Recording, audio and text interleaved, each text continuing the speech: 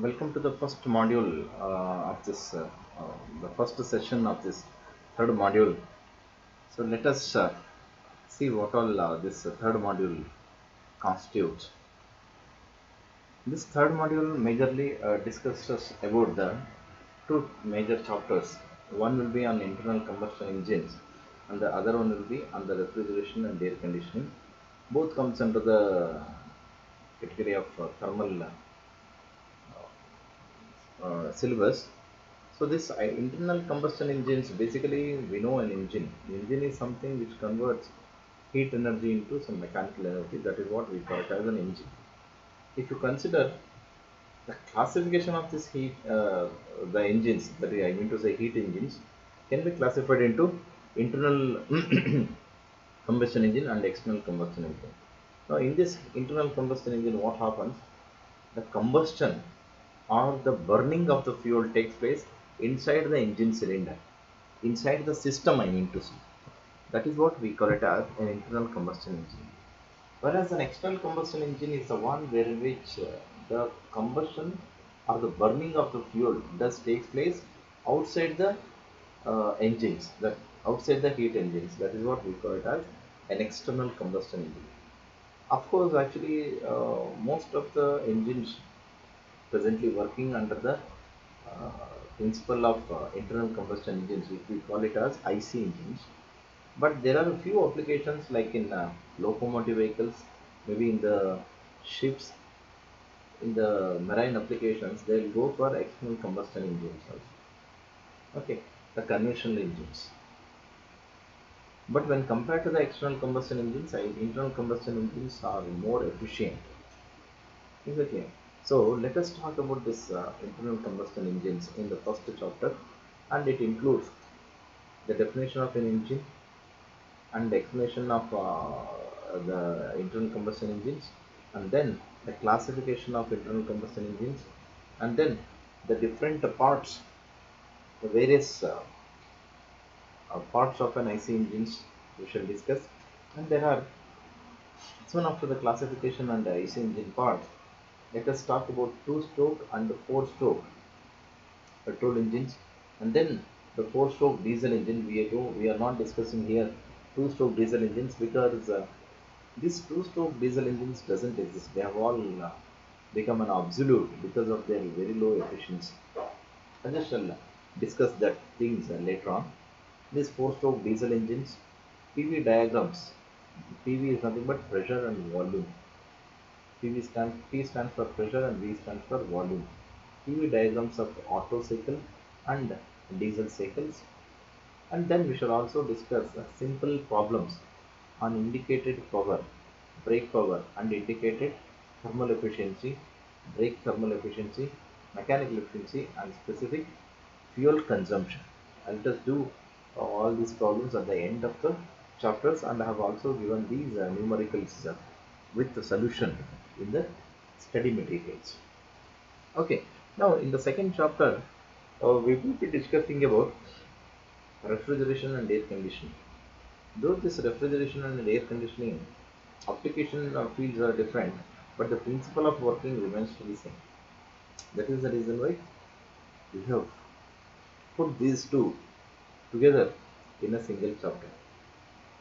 Refrigeration stands for cooling of an enclosed area less than the surrounding is nothing but refrigeration, and air conditioning also it remains to be same. Let us study the refrigeration definition, and we shall also define few of the terminologies related to this refrigeration. For example, refrigeration effect. What do you mean by ton of refrigeration? What is this ice making capacity? What is this COP? COP is nothing but coefficient of performance. And then we shall also discuss what you mean by this relative coefficient of performance, and what is the unit of refrigeration, different types of that means what do you mean by a refrigerant, what do you mean by a refrigerant, how it does works, what is the importance of these refrigerants, can all the liquids can be used as a refrigerant, yes or no, that we shall discuss it. And then the properties, what are the properties should be there for a good refrigerant to be used in air condition or in a refrigeration systems. Okay, now the list of commonly used refrigerants which comes or which possess the properties of the refrigerants, that we shall list out. It's only listing, or we are not discussing in detail. Then we will study the principle of working of a VCR, that is vapor compression refrigeration system, and we shall also study vapor absorption refrigeration system. There are two different types of refrigeration systems are there, VAR and VCR. There are the two things we shall discuss. And then the domestic refrigerator. Domestic refrigerator is something which we use it at home, that's it, nothing else. It is basically a VCR, not a VAR. I'll tell you later on why it is. Okay, and the principles and applications of working of an air conditioners and the uses of air conditioning systems. And then there are two air conditioning systems are there. One is window and split, that is a window and split air conditioning systems. So these things we shall discuss in third module, in the third module syllabus. What do you mean by this internal combustion engines? A heat engine is a device, basically a heat engine is a device which transforms a of a fuel, chemical energy of the fuel into thermal energy, and uses this energy to produce mechanical work. It is classified into two types. One is an external combustion engine and the other one is internal combustion engine. It means a heat engine is the one which converts chemical energy of the fuel into heat or a thermal energy, and this heat energy or thermal energy will be converted into a mechanical energy. So if the vehicle is moving, it is nothing but a mechanical energy, isn't it? So chemical into thermal and thermal into the mechanical work. That is what the use of heat engines. And basically, in few books, they define they define as a heat engines. Heat means it is a thermal energy. Conversion of thermal energy or heat into mechanical work is nothing but a heat engine, in other words. Now there are two types. One is external and internal, which I have already told you. External combustion engine. In this engine, the products of combustion, that is of air and fuel, transfer heat to a second fluid which is working fluid of the cycle. That means the same product, the heat will not be utilized. Is it clear? So it is not being utilized. Whatever the heat that is being generated will be transferred to the other fluid. That is what we call it as an external combustion engine. In a closed cycle gas turbine, the heat combustion in an external furnace is transferred to the gas, usually air, which the working fluid of the cycle. In a steam engines or a steam turbine power plants, the heat of the combustion is employed to generate a steam which is used in a piston engine, that is reciprocating type of engine to a or a turbine. It may be a rotary type of an engine. For the useful work. Then what do you mean by the internal combustion engine? In this engine, the combustion of the air and fuels takes place inside the cylinder and are used as a direct motive force. So whatever the combustion products are coming, that is what we call it as the flue gases, that will be directly used inside the cylinders, whereas it is burnt externally, whereas here it is burnt inside the cylinder and it is being used directly for the conversion purposes. That is the advantage of this internal combustion engines. Classifications, let us different types of classifications are there. At least you have to remember 3 to 4 different types of classifications based on according to the engine design. If it is a reciprocating engine, use of cylinder and piston arrangement. If it is a rotary or a turbine, then we call it as a turbine engine. By the reciprocating action, we call it as a reciprocating engine. If it is a rotary action, then we will see, my dear friends, ultimately how output we are taking. If it is a reciprocating, we call it as a reciprocating. If you want a rotary, you can take a rotary, but both are mechanical energy only. Is it clear? Based on the type of fuel that is being used. As we know, we use a petrol engine, we use a diesel engine, we use a gas engine which uses CNG and LPG. And then we also have an alcohol engine. Alcohol engine still it is not into the market much. It is only because still they are looking out for production of ethanol and methanol, which are nothing but alternative energy sources from the non-conventional energy sources.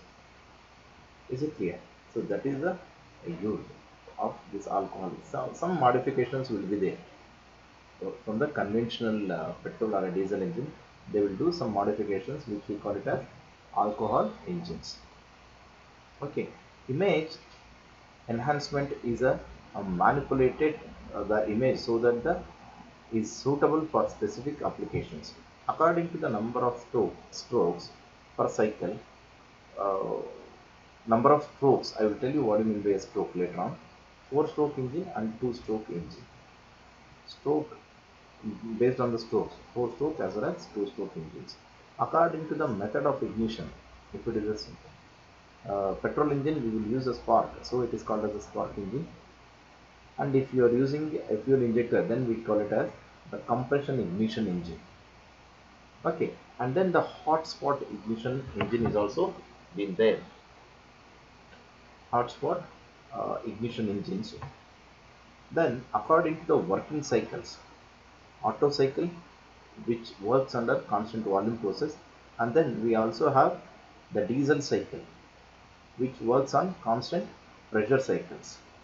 Otto is the name of a fellow and diesel is also name of the fellow. This petrol engine and diesel engines respectively works on basic principle of this Otto and diesel. So only it is called as an Otto cycle, and diesel engines work on the diesel cycles, which are called as diesel cycle. Dual combustion cycles, wherein which it works both on constant volume and constant pressure. So only it is called as the dual combustion cycle. According to the number of cylinders, it is being classified into single cylinder and multi-cylinder engines. Basically, one more time, even the based on the type of cooling, if it is air cooled, it is called as an air cooled, or if it is a liquid cooling, then it is called as a liquid cooling process also. Now let us see the main components of an IC engines. IC engine, this is how it appears. Okay, now if you can see this exactly, if it is a petrol engine, there will be a spark plug at the top of the head, that is called as a cylinder head. Okay, cylinder head is nothing but the top surface of that, something like a cap. Okay, now there will be two valves. One is an inlet valve and the other one is the outlet valve. Inlet valve is a valve through which the fuel will be made an entry into the cylinder. Exhaust valve is the one wherein which the exhaust smoke or the product of combustion will be sent out to the exhaust valve. This exhaust valve is also called as an outlet valve. Okay. Now, in case of a petrol engine, in between this inlet and outlet exhaust valves, a spark plug is being placed at the head of the cylinder. In case of it is a diesel engine, we will have a fuel injector. Spark plug in case of a petrol engine and fuel injector in case of diesel engine. And then we will also have a cylinder. It is something like a cylinder. Cylinder is nothing but in a cylindrical shape only it is. Then we will have a piston, rings on a piston. A piston will be there. About the piston, there will be a piston rings because it should avoid some contact between inside part of the cylinders. So piston is there and piston ring is there, and then this piston is being connected to the crankshaft. Crankshaft, it is not highlighted here actually. It is the centermost portion for a crank is nothing but a crankshaft. It is being connected between piston to the crank is using connecting rod. So only it is called as a connecting rod. Connecting rod is the one which connects between piston and crank. So that is what we call it as the connecting rod. And then we will also have a crank. crank is the one small mechanical element which converts a reciprocatory motion into rotary motion. Ultimately, for any vehicle, we want a rotary motion. Do you have any vehicles to move in a reciprocating motion? No, it doesn't.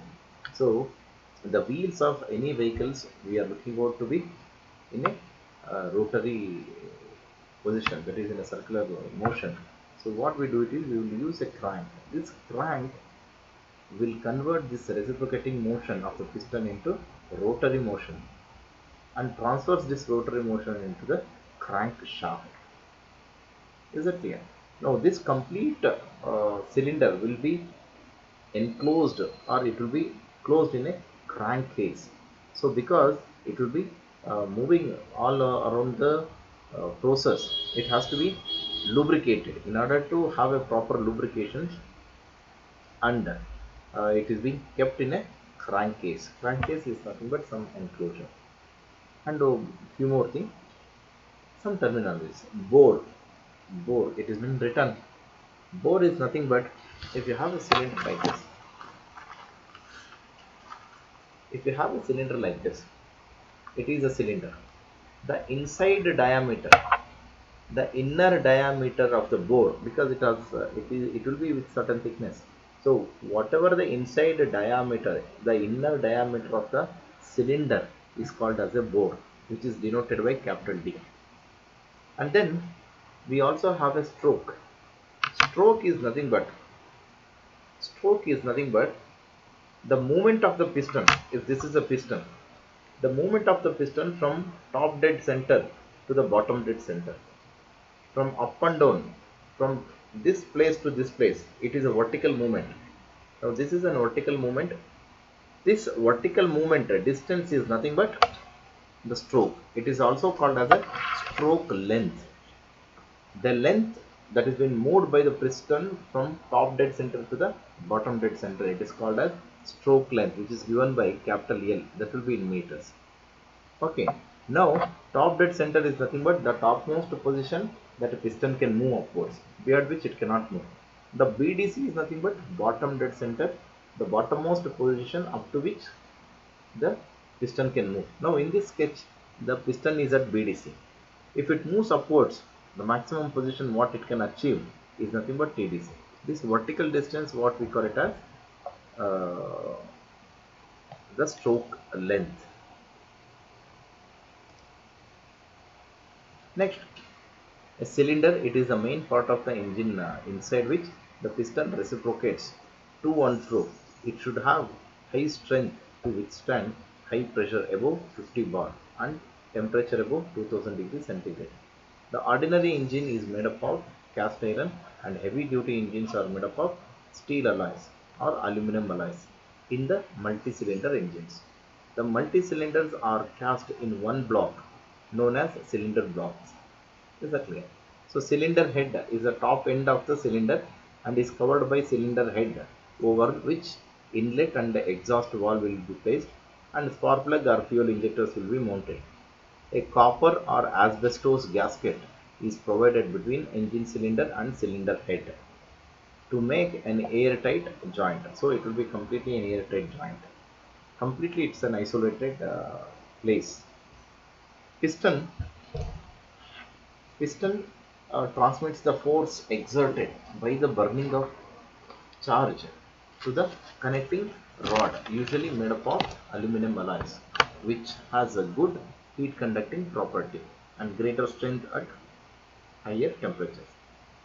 These piston rings, important one, these piston rings housed in the circumferential grooves provided on the outer surface of the piston and made of steel alloys which retain elastic properties even at high temperatures. That is the use of these piston rings. Connecting rod, it converts reciprocating motion of the piston into circular motion or a rotary motion of the crankshaft. This is what the use of connecting rod, and it also connects between piston to the crank. The smaller end of the connecting rod is connected to the piston by gudger pin. By the gudger pin it will be connected, and the bigger end of the connecting rod is connected with the crank with a crank pin. It is just a gudger pin will be like something like this, which just connects with that. It's a connecting material. The special steel alloys or aluminum alloys are used for the manufacturing of connecting rod. Crankshaft, it converts the reciprocating motion of the piston into the rotary motion with the help of connecting rod. A special steel alloy are used for the manufacturing of the crankshaft. It consists of eccentric portion called crank, that is the crankshaft. The crankcase, it houses a cylinder and crankshaft of an IC engine and also serves as a sump for the lubricating oil. That is why this crankcase is being used. Now, few of the terminologies. Now here, uh, cylinder bore, it is nominal inner diameter of the working cylinder, whereas the piston area, the area of the circle of diameter equal to the cylinder bore. This is what we call it as a piston area, which is given by pi d square by 4 into L, where D is the cylinder bore and L is the stroke length. Stroke is nothing but a nominal distance, that is the nominal distance through which the working piston moves between two successive reversal of its direction of motion. TDC to the BDC, BDC to the TDC. So this is what we call it as a stroke length. Dead center, the position of the working piston and the moving parts which are mechanically connected to it at a moment when the direction of the piston motion is being reversed. Is being reversed. So in that case, what we call it as the working or a dead center. That is what we call it as the dead center, beyond which it cannot move. That is what we call it as the dead centers. Okay, bottom dead centers. Dead center when the piston is nearest to the crankshaft. Top dead center when the dead center when the position is farthest from the crankshaft. It is called as BDC and TDC popularly.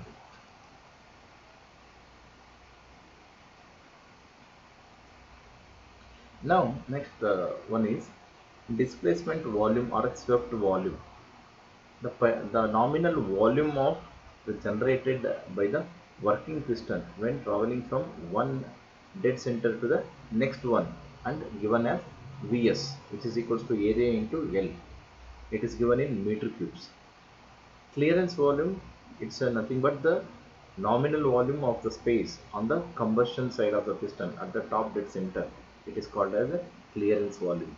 And cylinder volume is nothing but V is equal to swept volume plus clearance volume. Okay, swept volume is nothing but if you take an injection, they'll like it, the needle will be pressed and it will be pulled downwards. Whatever the total volume of the fluid that we are taking it inside, that is nothing but the cylinder volume, which is given by sum of swept volume as well as the clearance volume. Is it clear?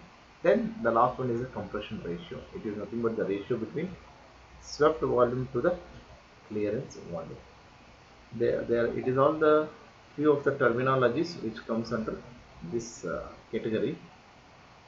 In the next class, we shall discuss about different engines, two-stroke and four-stroke engines, and two-stroke diesel as well as two-stroke petrol and four-stroke petrol engines. Two strokes of petrol engine have been different based on the capacity, based on the power required. We can vary this compression ratio. This clearance volume is only because when the piston is at top dead center, it will not completely touches this head. There will be small gap will be left out. This gap will also have a very minute amount of liquid which will be left out. That is what we call it as the clearance volume. In most of the cases, this clearance volume will be negligible, but still it will be considered because it is going to mix with the swept volume. That is the reason why the total volume or a cylinder volume is always considered as the sum of swept volume as well as the clearance volume. Okay, the more the volume, it is the, in case of diesel engine, it will be more. In case of a petrol engine, it will be less. That is the idea behind it.